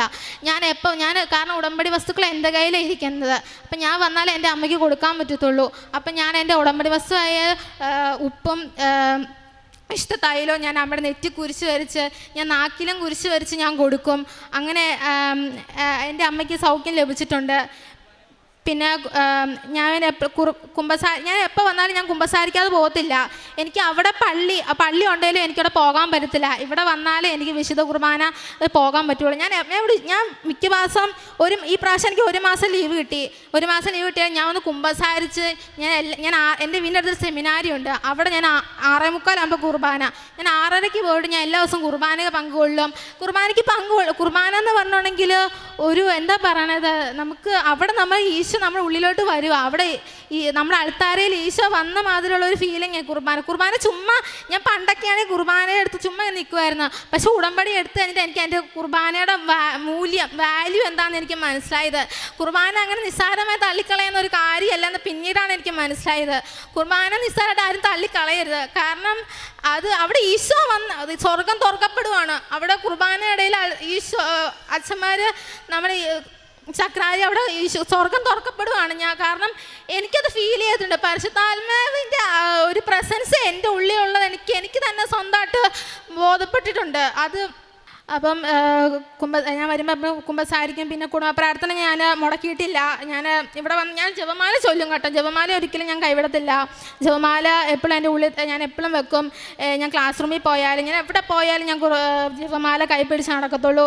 മാതാവിനോട് ഞാൻ എപ്പോഴും പ്രാർത്ഥിച്ചാണ് നടക്കുകയുള്ളൂ. ഒരിക്കലും നിങ്ങളാരും പ്രാർത്ഥന മുടക്കരുത്, കുടുംബ പ്രാർത്ഥന മുടക്കരുത്. കാരണം കുടുംബ പ്രാർത്ഥനയാണ് നമ്മുടെ ജീവിതത്തിൻ്റെ അടിത്തറ. നമ്മുടെ കുടുംബത്തിൻ്റെ അടിത്തറ എന്ന് പറഞ്ഞാൽ കുടുംബ പ്രാർത്ഥനയാണ്. കാരണം നമ്മൾ ഈ നമ്മൾ ഈ ഭൂമി ജീവിക്കുമ്പം നമ്മൾ ദൈവത്തിന് വേണ്ടി ജീവിക്കുക. ഒരിക്കലും നമ്മൾ വേറെ കാര്യത്തിനൊന്നും പോകില്ല. നമ്മൾ ഒരു അരമണിക്കൂറോ ഒരു 5 മിനിറ്റോ ഉണ്ടെങ്കിൽ നമ്മൾ ദൈവത്തിന് വേണ്ടി സമയം മാറ്റി വെക്കുക. എനിക്ക് പിന്നീടാണ് മനസ്സിലായത്. കാരണം ഞാൻ അതിലേക്ക് എൻ്റെ വിശ്വാസം വർദ്ധിച്ചു വന്നപ്പോഴാണ് എനിക്ക് ഈ ജപമാലയെ പറ്റിയും ഈശോയുടെ മാതാവിൻ്റെ ശക്തിയെപ്പറ്റി എനിക്ക് അറിയുന്നത്. ഞാൻ പ്രാർത്ഥിക്കുമെങ്കിലും എനിക്ക് അത്ര വിശ്വാസം ഉണ്ട്, പക്ഷെ എന്നാലും എനിക്ക് അത്ര ഇതില്ലായിരുന്നു. ഞാൻ ഉടമ്പടി എടുത്ത് എന്നാണ് പ്രാർത്ഥിക്കാൻ തുടങ്ങി, അന്നാണ് എൻ്റെ ജീവിതത്തിൽ ഒരു വിശ്വാസവും പ്രാർത്ഥിക്കാനുള്ള ഒരിതും എല്ലാവരോടും ഈശോയെ പറ്റി എല്ലാവരും എത്തിക്കാനുള്ള ഒരിതും ഇതൊക്കെ എൻ്റെ ഉള്ളിൽ വന്നത്. അങ്ങനെ പത്രം ഞാൻ എല്ലാവർക്കും എൻ്റെ കോളേജിലുള്ള മുസ്ലിം സ്റ്റുഡൻസിനും അവരിലേക്ക് ഞാൻ കൂടുതൽ എത്തിക്കാൻ ശ്രമിക്കാറുള്ളൂ. കാരണം മുസ്ലിം സ്റ്റുഡൻസിനോട് ഞാൻ അങ്ങനെയുള്ള അവരോട് തന്ന് ഞാൻ കൃപാസനത്തെ പറ്റി പറഞ്ഞു നന്ദി പറയും. ഇത്ര അനുഗ്രഹങ്ങൾ തന്ന ഈശോയ്ക്കും മാതാവിനും ഞാൻ നന്ദി പറയുന്നു. എൻ്റെ കാൽ വഴുതുന്നു എന്ന് വിചാരിച്ചപ്പോഴേക്കും കർത്താവേ, അങ്ങയുടെ കാരുണ്യം എന്നെ താങ്ങി നിർത്തി. സങ്കീർത്തനം 94:18 വചനമാണ്. ദൈവത്തിൻ്റെ അചഞ്ചലമായ സ്നേഹവും കരുണയും കൃപയും നമ്മെ വീഴാൻ അനുവദിക്കാത്ത താങ്ങി നിർത്തുന്ന ഒരു സ്നേഹമാണ്. നമ്മുടെ ശക്തി കൊണ്ടല്ല, ദൈവത്തിൻ്റെ കൃപയും ദൈവത്തിൻ്റെ കാരുണ്യം കൊണ്ടാണ് നമ്മളിപ്പോൾ നിലനിൽക്കുന്നത്. മരിയൻ ഉടമ്പടിയിൽ ദൈവത്തോടുള്ള ഒരു ആത്മീയ ബന്ധമാണ്. ആ ബന്ധമാണ് നമ്മെ ഓരോ പ്രതിസന്ധിയിലും നമ്മുടെ ജീവിതത്തിൽ നമ്മെ താങ്ങി നിർത്തുന്നത്. അങ്ങയുടെ കാരുണ്യം എന്നെ താങ്ങി എന്നത് ഉടമ്പടി മക്കളുടെ ജീവിതാനുഭവമാണ്. ഓരോ മക്കളുടെ ജീവിതത്തിലും നമ്മുടെ ദുർബല നിമിഷങ്ങളിൽ ഒരുപക്ഷെ നമ്മളെ ഉടമ്പടിയിലെ വീഴ്ചകൾ വന്നിരിക്കാം, തെറ്റുകൾ വന്നിരിക്കാം. എങ്കിലും കൃപാസന അമ്മയുടെ സന്നിധിയിലെത്തുമ്പോൾ അമ്മ നമ്മളെ കുറ്റപ്പെടുത്താതെ പരിശുദ്ധ അമ്മ നമ്മുടെ കൃപയുടെ കാരുണ്യത്തിൻ്റെ ഉറവിടത്തിലേക്കാണ് നമ്മെ കരം പിടിച്ച് മുന്നോട്ട് നയിക്കുന്നത്. ജീവിതത്തിൽ വീഴ്ചയുണ്ടായാലും ഉടമ്പടിയിലൂടെ ദൈവകാരുണ്യം ദൈവകൃപ വീണ്ടും നമ്മെ ഉയർത്തുകയാണ്. ഓരോ സാക്ഷ്യങ്ങളിൽ നിന്ന് മനസ്സിലാക്കാൻ സാധിക്കുന്നത് ഉടമ്പടിയിലുള്ള ആ തീഷ്ണത വീഴ്ചയിൽ വന്നപ്പോൾ ഉണ്ടായിരുന്ന ആ തീഷ്ണതയിൽ ഉള്ള വീഴ്ച എങ്കിലും പരിശുദ്ധ അമ്മ നമ്മുടെ കൂടെ നിന്ന് നമ്മെ കൈപിടിച്ച് മുന്നോട്ട് നയിക്കുന്ന ഓരോ സാക്ഷ്യങ്ങളാണ് നാം കേൾക്കുന്നത്. ഓരോ ദിവസവും ഉടമ്പടി പ്രാർത്ഥനയിലൂടെയും വിശ്വാസ ജീവിതത്തിലൂടെയും വഴുതിപ്പോകുന്ന സ്ഥിരതപ്പെടുത്തുകയാണ് നമ്മുടെ ഉടമ്പടി ജീവിതത്തിൽ. പ്രശ്നങ്ങളും പ്രതിസന്ധികളും പ്രലോഭനങ്ങളും നിരാശകളും പലപ്പോഴും നമ്മെ തളർത്തുന്നു. ഇവയൊക്കെ നമ്മളെ വീഴ്ചയിലേക്ക് നയിക്കാം. പക്ഷെങ്കിൽ ഉടമ്പടിയിൽ പരിശുദ്ധ അമ്മയാണ് നമ്മെ താങ്ങി നിർത്തുന്നത്. ദിൽഷയുടെ ജീവിതത്തിൽ അതുപോലെ തന്നെയാണ്. വളരെ തീഷ്ണതയോടു കൂടിയാണ് ഉടമ്പടി ജീവിതം സ്റ്റാർട്ട് ചെയ്തത്. +2 എക്സാമിന് പരീക്ഷയിൽ വളരെ ഡിഫിക്കൽട്ടായിരുന്ന ഒരു കെമിസ്ട്രി എക്സാമിന് വേണ്ടിയിട്ട് വളരെ തീഷ്ണമായിട്ട് ഉടമ്പടി ജീവിതം നയിച്ചു. ആത്മാർത്ഥമായിട്ട് വിശ്വസ്തയോടെയാണ് നയിച്ചത്. അങ്ങനെയാണ് +2 എക്സാമിന് നല്ല മാർക്കോടുകൂടി പാസ്സാകാൻ സാധിക്കുകയും പിന്നീട് നഴ്സിങ്ങിന് പോയപ്പോൾ കുറച്ച് ഡിഫറൻ്റായി വ്യക്തിയെ തന്നെ ഒരു മാറ്റമായി. എഡ്യൂക്കേഷൻ ലോണിന് വേണ്ടി അപ്ലൈ ചെയ്തപ്പോൾ അത് കിട്ടിയില്ല. 1 വർഷം കഴിഞ്ഞേ ആവുകയുള്ളൂ എന്ന് പറഞ്ഞു. പക്ഷേ പെട്ടെന്നാണ് ഈ മകൾ തീർത്ഥാടന ഉടമ്പടിയിൽ നിയോഗമായി സമർപ്പിച്ചതിൻ്റെ ഫലമായിട്ട് 1 വർഷം സമയ ചുരുക്കത്തിൻ്റെ അമ്മ അതിലിടപെടുകയും 2 മാസത്തിനകം എഡ്യൂക്കേഷൻ ലോൺ കിട്ടുകയും ആ സമയത്തിന് തന്നെ നഴ്സിങ്ങിനുള്ള പഠനത്തിനുള്ള ആ ഫീസെല്ലാം അടയ്ക്കുവാൻ സാധിക്കുകയും ചെയ്തു. അതും ഉടമ്പടിയിലുള്ള ആ നിയോഗമായി സമർപ്പിച്ചതിൻ്റെ ഫലമായിട്ടും സമയ ചുരുക്കത്തിൻ്റെ അമ്മയോട് പ്രാർത്ഥിച്ചതിൻ്റെ അമ്മയുടെ മധ്യസ്ഥതയിലൂടെയാണ് ആ എഡ്യൂക്കേഷൻ ലോൺ പെട്ടെന്ന് പാസ്സാകാൻ സാധിച്ചത്. പിന്നീടാണ് ഈ മകൾ വളരെ അല്പം വീഴ്ച സംഭവിച്ചത്. കാരണം ഉടമ്പടിയിൽ മുന്നോട്ട് പോയപ്പോൾ കുറച്ചൊക്കെ ലാഗ് ചെയ്തു. കാരണം പ്രാർത്ഥനയിൽ അത്ര തീഷ്ണത കുറച്ച് കുറഞ്ഞു. അങ്ങനെയാണ് നഴ്സിംഗ് എക്സാമിന് പോയപ്പോൾ അവിടെ ഒരു ഫെയിലിയറായി. അത് കഴിഞ്ഞപ്പോഴാണ് വീണ്ടും ഉടമ്പടിയിലേക്ക് കൂടുതൽ തീഷ്ണതയോടെ കെട്ടുപോയ ആ തീഷ്ണത വീണ്ടും കത്തിച്ച് ജ്വലിച്ച് പുതിയ ഒരു ഉണർവോടെയാണ് ഈ മകൾ ഉടമ്പടിയിലേക്ക് തിരിച്ചു വരുന്നത്. തിരിച്ചു വന്നാലും കുറ്റപ്പെടാത്ത ഒരു ദൈവമാണ് നമ്മുടെ കൂടെയുള്ളത്. എൻ്റെ കാൽ വഴുതുന്നു എന്ന് ഞാൻ വിചാരിച്ചപ്പോഴേക്കും കർത്താവെ അങ്ങയുടെ കാരുണ്യം എന്നെ താങ്ങി നിർത്തിയെന്നാണ് സങ്കീർത്തകൻ പറയുന്നത്. അതുപോലെ തന്നെയാണ് ഈ മകളുടെ കാര്യത്തിലും കാൽ വഴുതുന്ന നിമിഷത്തിൽ കർത്താവാണ് ഈ മകളെ താങ്ങി നിർത്തി മുന്നോട്ട് നയിച്ചത്. പിന്നീടും വളരെ തീഷ്ണതയോടുകൂടി പഠിക്കുകയും എല്ലാ എക്സാമും നല്ല രീതിയിൽ പാസ്സാകാൻ സാധിക്കുകയും ചെയ്തത്. പിന്നീട് ഈ മകൾ പറയുന്നത് not by merit but by grace, ദൈവത്തിൻ്റെ കൃപയാലാണ് ഞാൻ എക്സാം പാസ് ചെയ്തതെന്നാണ്. അത് ദൈവത്തിൻ്റെ ഒരു സാന്നിധ്യം ഈ മകളുടെ കൂടി ഉണ്ടായിരുന്നു എന്നും മകൾ സാക്ഷ്യപ്പെടുത്തുന്നു. 10 വർഷത്തോളം ഒരു ഭവനം ഒരു സ്വപ്നമായിരുന്നു. കാരണം യാതൊരു രീതിയിലും 10 വർഷത്തോളം പല പഞ്ചായത്ത് ഓഫീസുകളിൽ കയറി ഇറങ്ങിയെങ്കിലും ഭവനമെന്ന സ്വപ്നം സാക്ഷാത്കരിക്കാൻ സാധിച്ചില്ല. ഉടമ്പടിയിൽ നിയോഗമായി സമർപ്പിച്ചതിൻ്റെ ഫലമായിട്ട് എങ്ങനെയോ എവിടെ നിന്ന് തന്നെ ഇവർക്ക് തന്നെ അറിയില്ല, പെട്ടെന്നാണ് ഒരു ഭവനം ആഗ്രഹിച്ചതിലും കൂടുതൽ നല്ല രീതിയിൽ സ്വപ്നത്തിൽ പോലും കാണാൻ സാധിക്കാത്ത രീതിയിലാണ് ഈശോയും അമ്മയും ഇവർക്ക് ഒരു ഭവനം നൽകി അനുഗ്രഹിച്ചത്. അതും not by merit but by grace, ദൈവത്തിൻ്റെ കൃപയാലാണെന്നാണ് ഈ മകൾ സാക്ഷ്യപ്പെടുത്തുന്നത്. നമ്മുടെ ജീവിതത്തിലും നമ്മുടെ വീഴ്ചകൾ വലുതാണ്, പക്ഷെങ്കിൽ ദൈവകൃപ ദൈവകാരുണ്യം അതിലും വലുതാണ്. ഉടമ്പടി ജീവിതത്തിൽ ഈശോയും കൃപാസന അമ്മയും നമുക്ക് താങ്ങായി നിൽക്കട്ടെ എന്ന് നമുക്ക് പ്രാർത്ഥിക്കാം. നമ്മുടെ കാൽ വഴുതാതെ നമ്മളെ താങ്ങി നിൽക്കുന്ന ഒരു ദൈവം നമ്മുടെ കൂടെയുണ്ടെന്നും നമ്മെ സംരക്ഷിക്കുന്ന കൃപാസന അമ്മ, പരിശുദ്ധ അമ്മ നമ്മുടെ കൈപിടിച്ച് മുന്നോട്ട് നയിക്കട്ടെ എന്ന് നമുക്ക് പ്രാർത്ഥിക്കാം. ദിൽസ മാത്യുവിനും കുടുംബത്തിനും ലഭിച്ച എല്ലാ അനുഗ്രഹങ്ങൾക്കും നമ്മൾക്ക് കരങ്ങളടിച്ച് ദൈവത്തെ മഹത്വപ്പെടുത്താം. ഭൂമിയിൽ എന്നെയും എൻ്റെ കുടുംബത്തെയും പ്രത്യക്ഷീകരണ സാക്ഷിയാക്കി മാറ്റിയ അമ്മ മാതാവിനും ഈശോയ്ക്കും 1000 നന്ദി. എൻ്റെ പേര് സിബി, ഇതെൻ്റെ ഹസ്ബൻഡ് ജിത്തു, ഇതെൻ്റെ മോള് ഹന്ന മേരി ജിത്തു. ഞങ്ങൾ തൃശ്ശൂരിൽ നിന്നാണ് വരുന്നത്. ഞാൻ കൃപാസനത്തിൽ ആദ്യമായി വരുന്നത് 2017 കല്യാണം കഴിഞ്ഞൊരു നേർച്ചയുടെ ഭാഗമായിട്ടാണ് ഞാനിവിടെ വരുന്നത്. പക്ഷേ അന്ന് കൃപാസനത്തെ പറ്റിയോ ഉടമ്പടിയെ പറ്റിയോ ഒന്നും എനിക്ക് അറിയില്ലായിരുന്നു. ഞാൻ ഉടമ്പടി എടുക്കാനുള്ള സാഹചര്യം ഞാൻ 2025 മാർച്ച് 24 ഞാൻ ഉടമ്പടി എടുത്തത്. ഉടമ്പടി എടുക്കാനുള്ള സാഹചര്യം എന്താണെന്ന് വെച്ച് കഴിഞ്ഞാൽ, എനിക്ക് 2019 ഡെലിവറിക്ക് ശേഷം ഒരു PV ചെയ്തതിൻ്റെ ഭാഗമായിട്ട് എൻ്റെ നട്ടെല്ലിന് ഗ്യാപ്പ് വന്നു. L4 L5 എന്ന് പറഞ്ഞ കണ്ടീഷൻ വന്നു. അതേപോലെ തന്നെ അതിൻ്റെ ഉള്ളിലെ നമ്മുടെ കാലുമത്തെ ഞരമ്പ് പെടുകയും അത് ടൈറ്റായി എനിക്ക് ഇരിക്കാനോ നിൽക്കാനോ കിടക്കാനോ വയ്യാത്തൊരവസ്ഥയിലാണ് ഞാൻ കടന്നു പോയിക്കൊണ്ടിരുന്നിരുന്നത്. അങ്ങനെ കുറച്ച് കഴിഞ്ഞ് 3 മാസത്തെ റെസ്റ്റൊക്കെ കഴിഞ്ഞെങ്കിലും വേദനയ്ക്കൊന്നും കുറവുണ്ടായിരുന്നില്ല. അങ്ങനെ ഒരു ഡോക്ടറെ കാണിച്ചപ്പോഴാണ് ഇത്രയധികം L4 L5 എന്ന് പറഞ്ഞ കണ്ടീഷൻ ഉണ്ടെന്ന് അറിഞ്ഞത്. അതിനുശേഷം ഞാൻ അലോപ്പതി ആയാലും ആയുർവേദ ആയാലും ക്രയോപ്രാറ്റിക് ട്രീറ്റ്മെൻറ്റ് എല്ലാം ചെയ്തിട്ടും എൻ്റെ വേദനയ്ക്കൊന്നും മാറ്റമുണ്ടായിരുന്നില്ല. അതിൻ്റെ ഇടയിൽ തന്നെ 2024 എനിക്കൊരു ജോലി കിട്ടി. ഞാനൊരു ഹോസ്പിറ്റലിൽ കയറി. ആ ജോലി അധികം നാൾ മുന്നോട്ട് പോവില്ല എന്ന് എനിക്കറിയായിരുന്നു. കാരണം എനിക്ക് ഒത്തിരി വേദനകളായിട്ട് ഉറക്കമില്ലാണ്ട് നടക്കുന്ന ഒരാളാണ് ഞാൻ. രാത്രിയിലൊക്കെ വാരിയിൽ കുത്തിയിറങ്ങണ വേദനയാണ് എനിക്ക്. 2 മണിക്കൂർ കഴിഞ്ഞാൽ എൻ്റെ ഉറക്കം കഴിഞ്ഞു. പിന്നെ എനിക്ക് എണീറ്റിരിക്കണമായിരുന്നു. അങ്ങനത്തെ ഒരു അവസ്ഥയായിരുന്നു. അങ്ങനെ ഞാൻ ജോലിക്ക് കയറിയതിന് ശേഷം ഡോക്ടേഴ്സ് പറഞ്ഞിരുന്നു എന്നോട് കുനിയാനോ വെയിറ്റ് എടുക്കാനോ അതേപോലെ തന്നെ സ്റ്റെയർ കേസ് കയറാനോ ഒന്നും പാടില്ല. പക്ഷെ ഞാൻ ജോലിക്ക് കയറിയപ്പോൾ സ്റ്റെയർ കേസ് എല്ലാം കയറേണ്ടതായിട്ട് വന്നു. 2 മാസമായപ്പോഴേക്കും എൻ്റെ വേദന നന്നായി കൂടി തുടങ്ങിയിരുന്നു. പക്ഷേ എന്നിട്ടും എനിക്ക് ജോലി കണ്ടിന്യൂ ചെയ്യാൻ താല്പര്യമായിട്ട് ഞാനതങ്ങനെ കാര്യമാക്കിയില്ല. അത് കഴിഞ്ഞിട്ട് ഞാൻ അവിടുത്തെ ഡോക്ടേഴ്സിൻ്റെ നിന്ന് പെയിൻ കില്ലേഴ്സ് വാങ്ങിച്ച് കഴിക്കുമായിരുന്നു. പക്ഷേ പിന്നീട് എൻ്റെ അരക്കെട്ടെല്ലാം ചെരിഞ്ഞു തുടങ്ങി, കാലൊക്കെ ഇറങ്ങി തുടങ്ങിയിരുന്നു. പിന്നീട് ഞാൻ കിടപ്പിലായി. അങ്ങനെ എനിക്ക് എന്താ പറയുക, കിടന്നിട്ട് തന്നെ കാലിൻ്റെ ഒരു വിരൽ അനക്കിയ തന്നെ നിറയിൽ എനിക്ക് ആരോ ചുറ്റിക വെച്ചടിക്കണ വേദനയായിരുന്നു. 2 പേര് താങ്ങിയിട്ടായിരുന്നു എന്നെ ഒരു വാഷ്റൂമിലേക്ക് വരെ കൊണ്ടുപോകേണ്ട ഒരവസ്ഥയ്ക്ക് വരെ എത്തി. അങ്ങനെ ഞാൻ തൃശ്ശൂർ ചാലക്കുടിയിലെ സെൻറ്റ് ജെയിംസ് ഹോസ്പിറ്റലിൽ ട്രീറ്റ്മെൻറ്റിൽ കയറി. അവിടെ ഞാൻ വിചാരിച്ചു സ്പൈനലിന് സർജറിയാണ്. അപ്പോൾ സാർ പറഞ്ഞു തൽക്കാലം സ്പൈനൽ സർജറി വേണ്ട, നമുക്ക് നോക്കാമെന്ന് പറഞ്ഞു. അങ്ങനെ ഞാൻ അവിടെ ട്രീറ്റ്മെൻറ്റ് എടുത്തു. അതിനുശേഷം അതിന് മുന്നേ തന്നെ ഞാൻ മാതാവായിട്ട് പ്രാർത്ഥിക്കുകയായിരുന്നു. കൃപാസന അമ്മോട് ഞാൻ പ്രാർത്ഥിക്കുകയായിരുന്നു. ഈ വേദന വന്ന് കൂടിയപ്പോൾ തന്നെ ഞാൻ പറഞ്ഞിരുന്നു അമ്മോട് ഞാൻ ഇവിടെ വന്ന് ഉടമ്പടി എടുക്കാം. പക്ഷേ എന്താണെന്നൊന്നും എനിക്കറിയില്ല, ആരെന്നെ കൊണ്ടുപോകുമെന്നും എനിക്ക് അറിയില്ലായിരുന്നു. അങ്ങനെ ഞാൻ ഈ തെറാപ്പി സ്റ്റാർട്ട് ചെയ്തായിരുന്നു. അപ്പോൾ തെറാപ്പിസ്റ്റായിട്ടൊരു കുട്ടിയുടെ കയ്യിലും കുട്ടിയുടെ കഴുത്തിൽ ഞാൻ ലോക്കറ്റ് കണ്ടു കൃപാസന അമ്മയുടെ. അതും എനിക്കൊരു എന്താ പറയുക, ഒരു ആശ്വാസമായിരുന്നു കണ്ടപ്പോൾ. അങ്ങനെ ട്രീറ്റ്മെൻ്റ് എല്ലാം കഴിഞ്ഞ് ഞാൻ 3 മാസം ബെഡ് റെസ്റ്റ് ഡോക്ടർ പറഞ്ഞു. അങ്ങനെ ബെഡ് റെസ്റ്റിലിരിക്കുന്ന സമയത്ത് തന്നെ എനിക്ക് ഇരിക്കാനൊന്നും പാടില്ലായിരുന്നു. വേദനകളും കാര്യങ്ങളൊക്കെ നന്നായിട്ട് തന്നെ ഉണ്ടായിരുന്നു. അങ്ങനെ ഇരിക്കുമ്പോഴാണ് ഞാൻ എപ്പോഴും എൻ്റെ കയ്യിൽ കൊന്ത ഉണ്ടായിരുന്നു. ആ കൊന്ത കാണാതായി. അങ്ങനെ എൻ്റെ ഫാമിലി ഫ്രണ്ടായിട്ടുള്ള ചേച്ചി എന്നെ കാണാൻ വരികയും ഒരു പുതിയ കൊന്ത കൃപാസനത്തിൻ്റെ തന്നെ എനിക്ക് കൊണ്ടുവന്ന് തരികയും ചെയ്തു. ആ ചേച്ചിയാണ് എനിക്ക് കൃപാസനത്തെ പറ്റിയും ഉടമ്പടിയെ പറ്റിയും എല്ലാം കൂടുതൽ പറഞ്ഞു തന്നത്.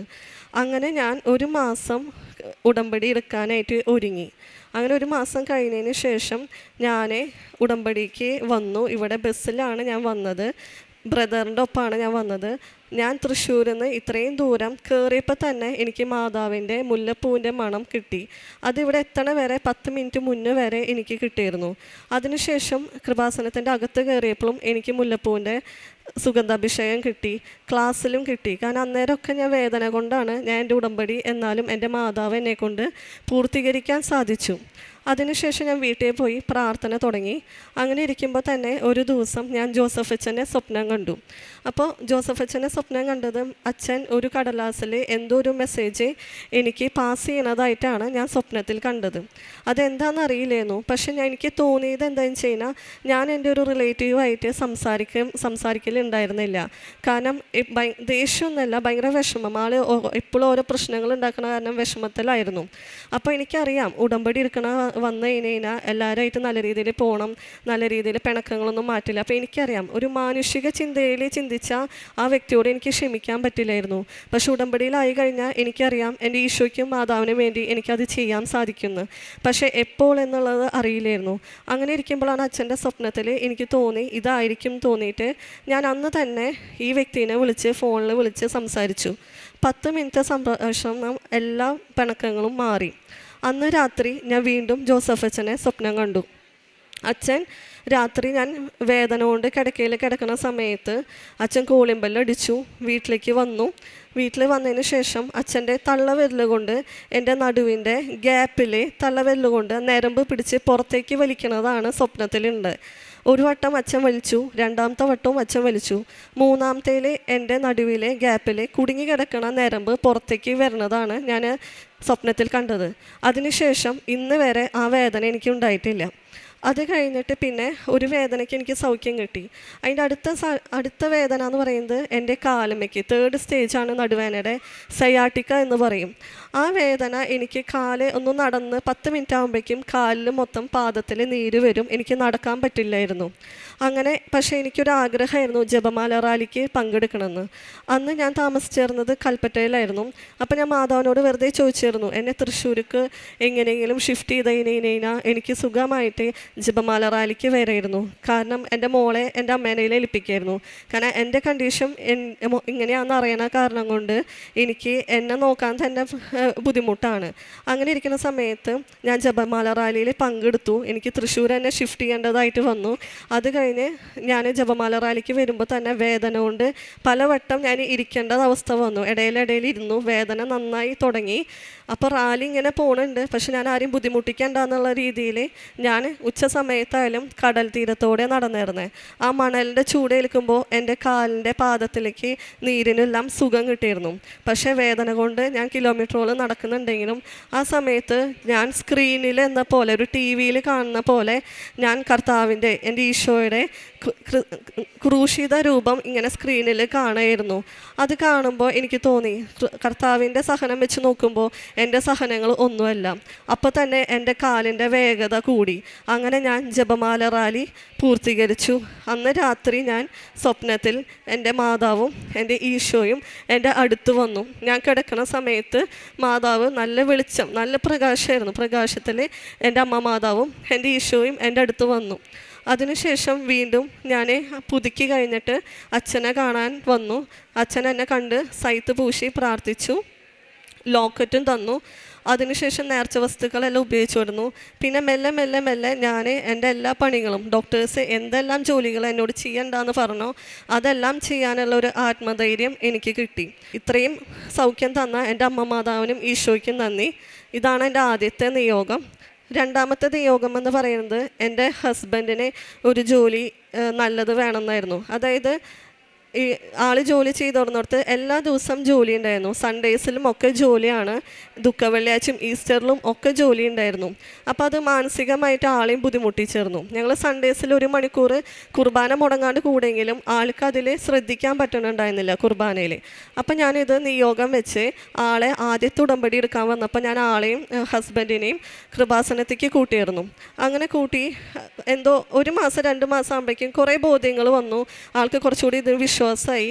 3 മാസം ആകുമ്പോഴേക്കും എനിക്ക് തൃശ്ശൂർ തന്നെ ഷിഫ്റ്റ് ചെയ്യേണ്ട വന്നു. ഷിഫ്റ്റ് ചെയ്തു ഞങ്ങൾ. അവിടെ ഇപ്പോൾ നല്ലൊരു ജോലിയിൽ നല്ല രീതിയിൽ പോയിക്കൊണ്ടിരിക്കുന്നു. സൺഡേസ് എല്ലാം ഓഫാണ്. ബാക്കിയുള്ള ദിവസങ്ങളും എല്ലാ കാര്യങ്ങളും നന്നായിട്ട് പോണു. അങ്ങനെ ഈ ഒരു നിയോഗം കൂടി സാധിച്ചെന്ന അമ്മയ്ക്ക് നന്ദി പറയുന്നു. മൂന്നാമത്തെ എൻ്റെ നിയോഗം എന്ന് പറയുന്നത്, ഇപ്പോൾ ഹസ്ബൻഡ് മുന്നേ വർക്ക് ചെയ്തിരുന്ന സ്ഥലത്തു നിന്ന് സാലറി ബേസിൽ കുറച്ച് പൈസ കിട്ടാനുണ്ടായിരുന്നു. അപ്പോൾ അത് അവർ തന്നേർന്നില്ല. അപ്പോൾ അത് ഞാൻ നിയോഗം വെച്ചിട്ടുണ്ടായിരുന്നു. ആൾക്ക് ചോദിക്കാനും ബുദ്ധിമുട്ടായിരുന്നു. അപ്പോൾ ഞാൻ നിയോഗം വെച്ച് എനിക്ക് നീലത്തിരിയിൽ 7 എന്നുള്ള നമ്പർ മാതാവ് കാണിച്ചു തന്നു. അങ്ങനെ ഒരു മെയ് 7-ാം തീയതി ഹസ്ബൻഡ് തന്നെ ഞാൻ ചോദിക്കാം എന്നുള്ള രീതിയിൽ വരികയും ചോദിച്ച് ആ മാസം തന്നെ ഒരു ഫുൾ എമൗണ്ട്, ഒരു 6 ലക്ഷത്തോളം രൂപ നമുക്ക് കിട്ടുകയും ചെയ്തു. അമ്മ മാതാവിനും ഈശോയ്ക്കും നന്ദി. അടുത്ത എൻ്റെ നിയോഗം എന്ന് പറയുന്നത് എൻ്റെ മോളുടെ ആയിരുന്നു. മോൾക്ക് ചെറുതിലേ തൊട്ട് ഇങ്ങനെ ടോൺസിലൈറ്റീസും ഇടയ്ക്കിടയ്ക്ക് പനികളും വരുമായിരുന്നു. അപ്പോൾ അത് കുറേ നമ്മൾ വയനാട്ടിലായിരുന്നു അന്നേരം. അപ്പോൾ നമുക്ക് വിചാരിച്ചു ക്ലൈമറ്റിൻ്റെ ആണ്. പക്ഷേ ആഴ്ചയിലും ഈ വയ്യായ വന്നു, കണ്ടുപിടിക്കണില്ല, എപ്പോഴും ടോൺസിലൈറ്റീസ് ആയിരുന്നു. അങ്ങനെ ഞാൻ ഉടമ്പടി നേർച്ച വസ്തുക്കളൊക്കെ ഉപയോഗിച്ചതിൻ്റെ ഫലമായിട്ട് ഒരു ദിവസം നല്ല പനി വരികയും ആൾ ഹോസ്പിറ്റലിൽ അഡ്മിറ്റ് ആവുകയും ചെയ്തു. അങ്ങനെ ഇരിക്കുമ്പോഴാണ് അഡിനോയിഡ് ഗ്രേഡ് 3 ആണ് കണ്ടുപിടിച്ചത്. ഞാൻ ആ സമയത്ത് ഇവിടെ വന്ന് അച്ഛനെ കണ്ടു. അച്ഛൻ്റെ ബ്ലെസ്സിങ്സ് മോൾക്ക് വാങ്ങിച്ചു, ലോക്കറ്റൊക്കെ തന്നു. അപ്പോൾ മൂക്ക് വേദനയും കാര്യങ്ങളൊക്കെ പറഞ്ഞിരുന്നു മോള്. അതിനുശേഷം ഇന്ന് വരെ മോൾക്ക് വേദനകളോ അതിൻ്റെ ബുദ്ധിമുട്ടുകളോ ടോൺസിലൈറ്റിസോ ഒന്നും തന്നെ ഇതുവരെ വന്നിട്ടില്ല. അമ്മയ്ക്കും ഈശോയ്ക്കും 1000 നന്ദി. ചെറുതും വലുതുമായ ഒരുപാട് അനുഗ്രഹങ്ങൾ അമ്മ എനിക്ക് ചെയ്തു തന്നിട്ടുണ്ട്. അമ്മയുടെ പ്രസൻസ് മെഴുതിരിയിൽ ഹാർട്ടായിട്ടും സുഗന്ധാഭിഷേകങ്ങളുമായിട്ടും സ്വപ്നദർശനം സെപ്റ്റംബർ 8-ാം തീയതി വരെ അമ്മ എന്നെ സ്വപ്നത്തിൽ വന്ന് കണ്ടിട്ടുണ്ടായിരുന്നു. ഇത്രയേറെ അനുഗ്രഹം തന്ന അമ്മയ്ക്കും ഈശോയ്ക്കും ഒരുപാട് നന്ദി. ഇനിയും ഞാൻ തുടർന്ന് ഉടമ്പടിയിൽ എന്നെ മുന്നോട്ട് പോവും. ഈശോയ്ക്ക് നന്ദി. ഞാൻ എൻ്റെ സാക്ഷ്യം നിർത്തുന്നു. പ്രേക്ഷിത പ്രവർത്തനം ഞാൻ ചെയ്യുന്നത് പത്രം ഓട്ടോ സ്റ്റാൻഡിലും പള്ളികളിലും അതേപോലെ തന്നെ ഇങ്ങനെ ടൗണുകളിലൊക്കെ ആയിട്ട് ഞാൻ വിതരണം ചെയ്യാറുണ്ട്. കാരുണ്യ പ്രവൃത്തികളെന്ന് പറഞ്ഞു കഴിഞ്ഞാൽ പൊതിച്ചോറ് എല്ലാ മാസം ഞാൻ കൊടുക്കാറുണ്ട്. ഡ്രസ്സുകൾ കൊടുക്കും. പിന്നെ നേർച്ച വസ്തുക്കൾ ആവശ്യമുള്ളവർക്ക് നേർച്ച വസ്തുക്കൾ വാങ്ങിച്ചു കൊടുക്കും. പല രോഗികളെ കണ്ട് നേർച്ച വസ്തുക്കൾ പ്രാർത്ഥിച്ച് തൈലം പുരട്ടിയതിൻ്റെ ഫലമായിട്ട് അവർക്കെല്ലാം സൗഖ്യം ലഭിച്ചിട്ടുണ്ട്. മെയിൻ ഞാൻ ചെയ്യാൻ മാതാവിനെ പറ്റിയിട്ട് കൂടുതൽ ഞാൻ മറ്റുള്ളവരോട് പറയുകയാണ് ചെയ്യുന്നത്. ഇത്രയേ ഉള്ളൂ. ഇത്രയേറെ അനുഗ്രഹം തന്ന ഒരിക്കൽ കൂടി ഇത്രയേറെ അനുഗ്രഹം തന്ന അമ്മയ്ക്കും ഈശോയ്ക്കും ഒരുപാട് നന്ദി. സങ്കീർത്തനങ്ങൾ 139 1 മുതലുള്ള വാക്യങ്ങൾ. കർത്താവെ, അവിടുന്ന് എന്നെ പരിശോധിച്ചറിഞ്ഞിരിക്കുന്നു. ഞാനിരിക്കുന്നതും എഴുന്നേൽക്കുന്നതും അവിടുന്ന് അറിയുന്നു. എൻ്റെ വിചാരങ്ങൾ അവിടുന്ന് അകലെ നിന്ന് മനസ്സിലാക്കുന്നു. എൻ്റെ നടപ്പും കിടപ്പും അങ്ങ് പരിശോധിച്ചറിയുന്നു. എൻ്റെ മാർഗങ്ങൾ അങ്ങേക്ക് നന്നായി അറിയാം. പരിശുദ്ധ അമ്മയുടെ പ്രത്യക്ഷീകരണ സാക്ഷിയായിട്ട് സിബി ജിത്തു തൃശ്ശൂർ തൻ്റെ അനുഭവ സാക്ഷി നമുക്ക് മുമ്പിൽ പങ്കുവെക്കുകയായിരുന്നു. തനിക്ക് തൻ്റെ ജീവിതം സംബന്ധിച്ച നടുവുവേദനയും അതേ തുടർന്ന് കാലിലേക്ക് ഇറങ്ങുന്ന വേദനയും അത് ഒത്തിരിയേറെ വേദനയോടെയാണ് കടന്നുപോവുകയൊക്കെ ചെയ്തത്. അതേ തുടർന്നാണെങ്കിൽ 3 മാസത്തോളം ബെഡ് റെസ്റ്റ് എടുക്കുകയും റെസ്റ്റ് എടുക്കുമ്പോൾ തന്നെയാണ് പൂർണ്ണമായിട്ടും ഉടമ്പടിയെക്കുറിച്ച് അറിയുവാനും ഉടമ്പടിയിൽ ചേർന്നുകൊണ്ട് തൻ്റെ ജീവിതത്തെ ഒന്ന് ക്രമപ്പെടുത്തുവാനും ഇടവരുവാനുള്ള ആഗ്രഹങ്ങളൊക്കെ ഉണ്ടായിരുന്നത്. എന്നാൽ 3 മാസത്തെ റെസ്റ്റിനും ശേഷമെല്ലാം ഇവിടെ വന്നുകൊണ്ട്, കാരണം ഇവിടെ വരുമ്പോൾ തന്നെ പരിശുദ്ധ അമ്മയുടെ ഒരു സംരക്ഷണയിലാണ് ഇങ്ങോട്ടേക്ക് കടന്നു വരുന്നത്. കാരണം സുഗന്ധാഭിഷേകം ലഭിക്കുകയും ഇവിടെ വന്നത് മുതൽ പരിശുദ്ധ അമ്മയുടെ സംരക്ഷണയിൽ തൻ്റെ വേദനകൾ പരിശുദ്ധമ്മ മാറ്റിത്തരുന്നുള്ള ഒരു ഉറച്ച വിശ്വാസമാണ് ലഭിക്കുക ചെയ്യുന്നത്. തുടർന്ന് ജപമാല റാലിയിൽ പങ്കെടുക്കുമ്പോഴും മുമ്പോട്ട് പോകുമ്പോഴും പരിശുദ്ധമ്മ അതൊരു വലിയ രോഗസൗഖ്യമാക്കി നൽകുകയും ചെയ്യുന്നുണ്ട്. കാരണം ആ കടന്നുപോയ ബുദ്ധിമുട്ടും വേദനകളെന്ന് പറയുന്നത് നടുവിൻ്റെ വേദന ഒന്ന് മാറുമ്പോൾ കാലിലേക്ക് വേദന ഇറങ്ങുന്ന വലിയൊരു ബുദ്ധിമുട്ടിലാണ് കടന്നു പോയിക്കൊണ്ടിരുന്നത്.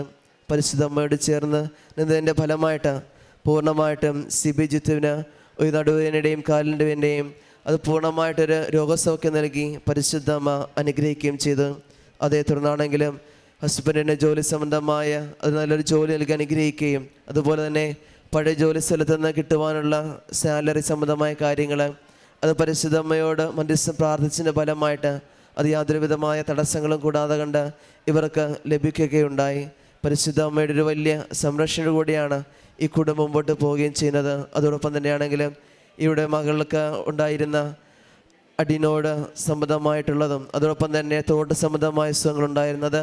പരിശുദ്ധ അമ്മയോട് ചേർന്നുകൊണ്ട് പലപ്പോഴും പലവിധ മരുന്നുകളൊക്കെ ഉപയോഗിച്ച് കടന്നു പോയെങ്കിലും പരിശുദ്ധ അമ്മയോട് ചേർന്നുകൊണ്ട് ഉടമ്പടി നേർച്ച വസ്തുക്കളോട് ഉപയോഗിച്ചുകൊണ്ട് മാത്രമാണ് ഈ കുഞ്ഞുമകൾക്ക് പൂർണ്ണമായിട്ടും രോഗസൗഖ്യം നൽകിയത്.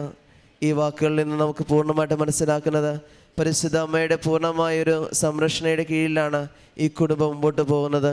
ഇനിയും മുമ്പോട്ടുള്ളവരുടെ യാത്രയിൽ പരിശുദ്ധ അമ്മയുടെ പ്രത്യക്ഷീകരണ സാക്ഷികളായിട്ട് ഈ കുടുംബത്തെ ഉയർത്തണമേ നമുക്ക് പ്രാർത്ഥിക്കാം. ഒപ്പം നമ്മളെയും പ്രത്യക്ഷീകരണത്തിൻ്റെ സാക്ഷികളായിട്ട് മാറ്റട്ടെ എന്ന് നമുക്കും ഈ അൾത്താരയ്ക്ക് മുമ്പിൽ പ്രാർത്ഥിക്കുകയും ചെയ്യാം.